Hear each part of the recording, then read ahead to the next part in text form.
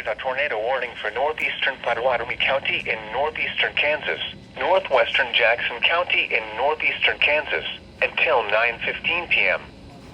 At 8:44 p.m., a severe thunderstorm capable of producing a tornado was located near Onega, moving east at 35 miles per hour. Expected hazards include tornado. This is a radar-indicated threat. The following impacts are expected. Flying debris will be dangerous to those caught without shelter. Mobile homes will be damaged or destroyed. Damage to roofs, windows, and vehicles will occur. Tree damage is likely.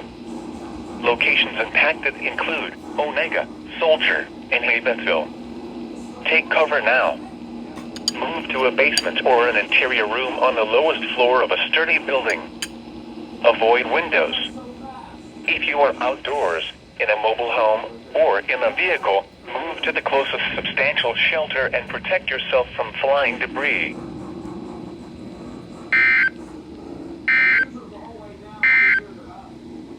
The National Weather Service